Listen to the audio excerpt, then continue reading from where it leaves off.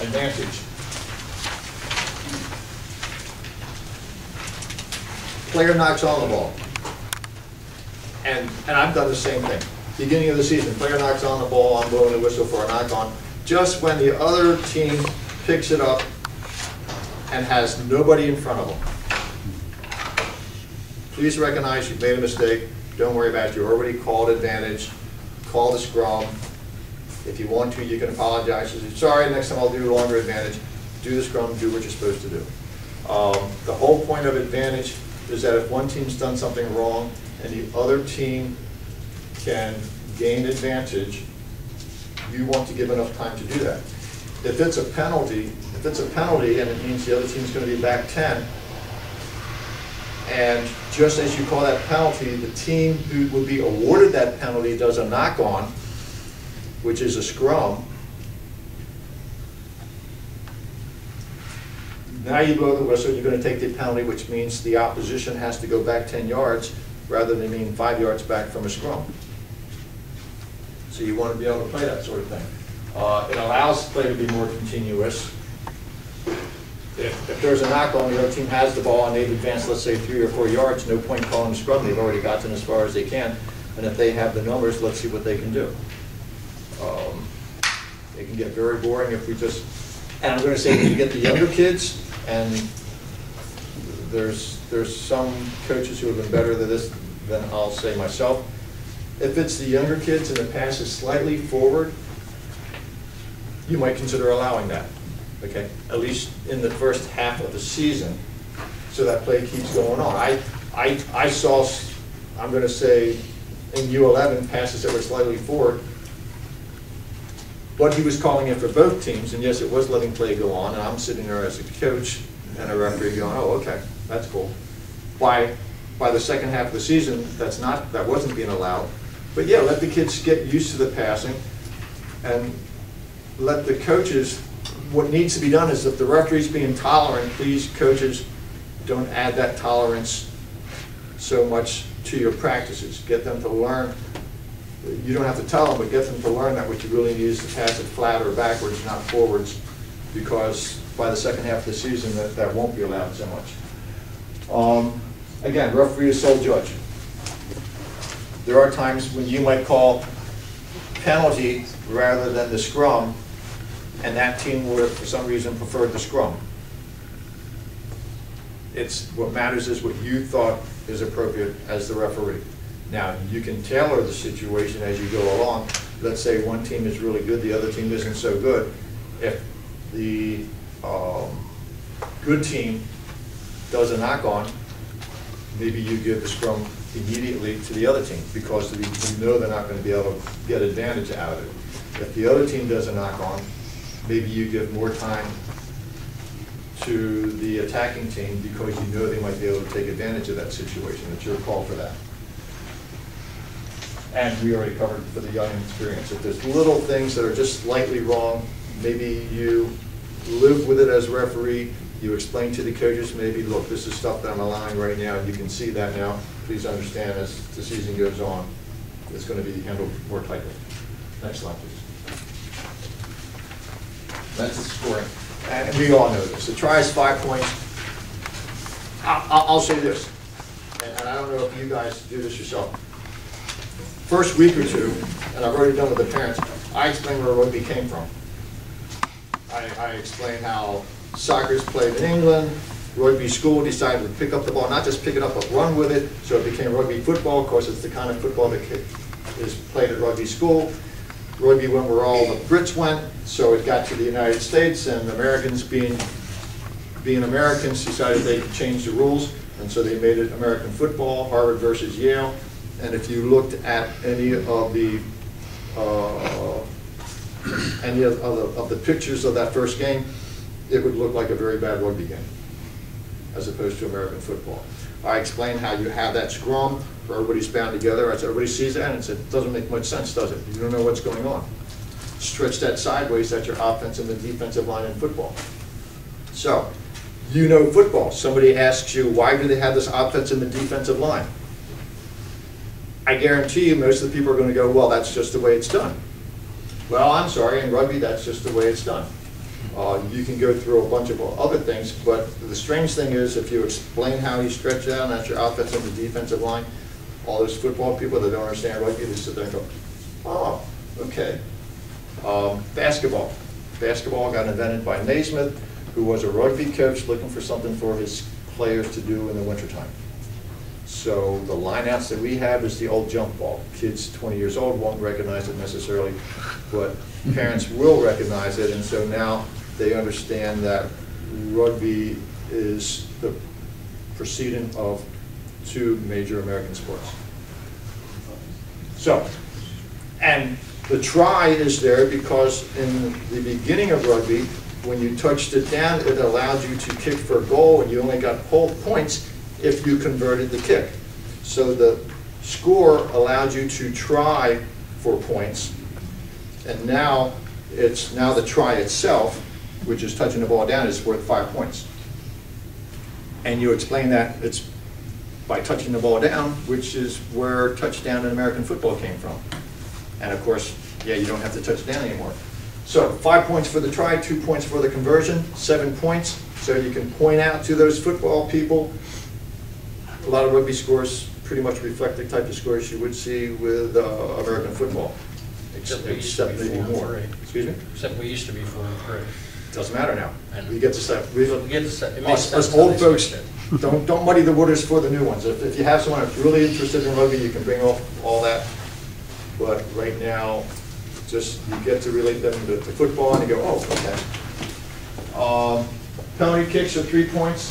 Drop goals are 3 points.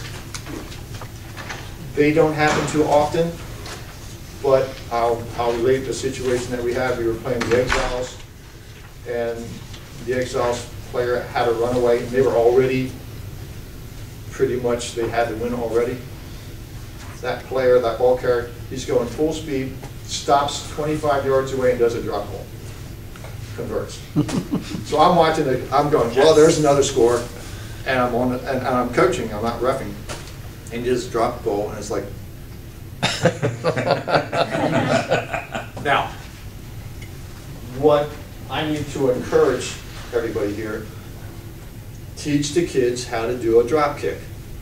You don't have to do it well. It's amazing. You don't have to do it well. Just explain that just as it hits the ground, you kick it. There are going to be so many more kids that can do that better than you've ever been able to do it. Oh, that's true. And I'm going to say at my age, my game, it was fortunate to see anyone that could do a drop kick. We didn't even have to do it for kickoffs and stuff like that. And I've got 4 or 5 kids, they prefer practicing drop goals rather than kicking from the ground. Some of the teams will tell their kids, all I want you to do is do drop kicks for conversions. If that's what you want to do, that's fine. My only point is going to be, if that's what you do and it gets to tournament time, you might be putting your club at a disadvantage. It's your choice. The fact is, when you get the tackle, they're going to kick from tees and things like that. So again, you might want to plan for the future. But let your kids try it. And you're going to be amazed again which kids can do it and which kids can't do it. Don't put your experience about how difficult it is. Just say, just when it hits the ground, kick it. And I'm going to say right hand controls the ball if you're a right footer, left hand controls the ball if you're a left footer. If they do it with both hands, they're going to put it right there between the 2 feet, or they're going to try to judge it. If you let the right hand control it, it'll be right in the right foot. Left hand control it if they're left foot. And just let them do it. And don't act so amazed. You can act inside, you can act amazed. Oh my God, these kids can do it. I've never been able to do it. Just say cool and let them go so that they know it's not unusual like it used to be. Next.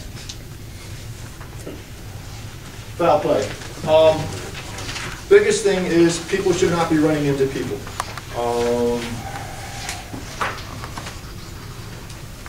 Bear with me. Eric, come on over. Well, I gotta get ready for that.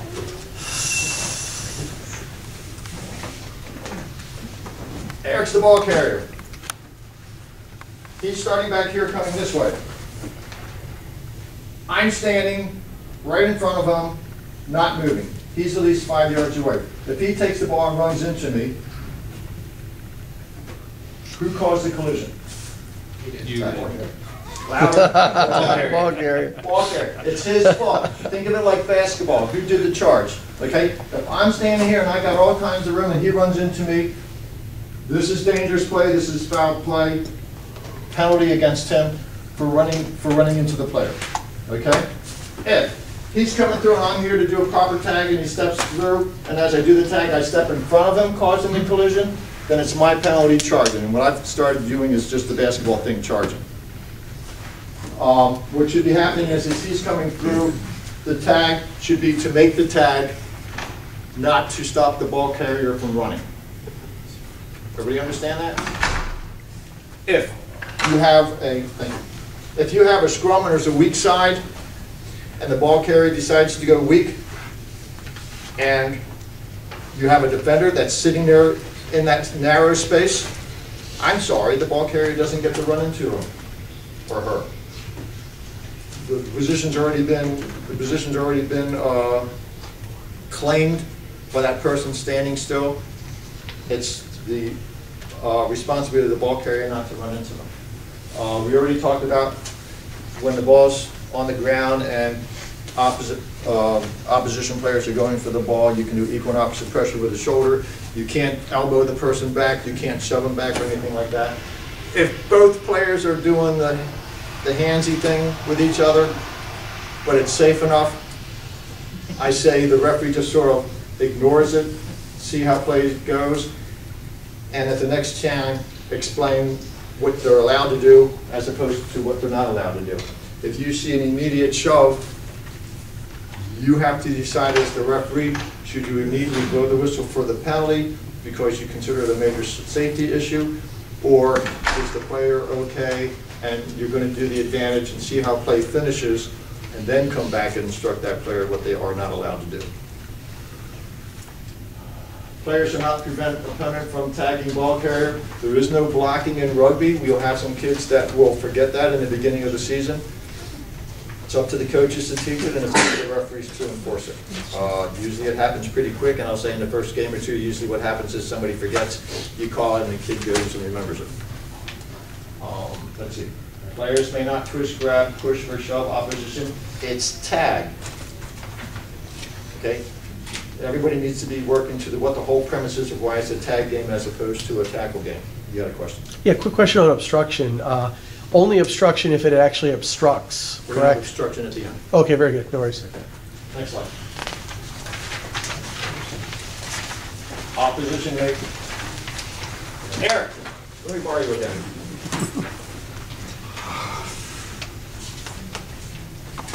Hold the ball. Stand right there. Face me. No! You got abused. You suck. Now, you're going to have kids that are they're going to do the tag and their hands get random. Working. I'm going to explain this also. And you coaches will learn this the hard way, but if I can explain it early. You're going to have defense set up a certain way to teach offense something, or you're going to have offense set up a certain way to teach defense something. And what's going to happen is the defenders know what the play is, so they're going to work already with what the play is. You have to, somewhere in the beginning, explain to the kids that their job is to make the play successful that you're teaching them. So you have to explain to them, you don't know the play, I don't want you to act like you know the play, I want you to act like a normal defense would, not knowing what's going on. Somehow teach them that. So, the other thing we run into is, I want to do the tag, but the ball's right there. Penalty, right there and then. Now, you might do advantage if this ball carrier if the ball carrier rips the ball away and continues on. But if kids start reaching for the ball, defense, immediate advantage, so it becomes clearer sooner than later that that's not allowed. You can yell, don't touch the ball. But you want to be able to enforce that sort of thing. Thank you. You're great, Eric.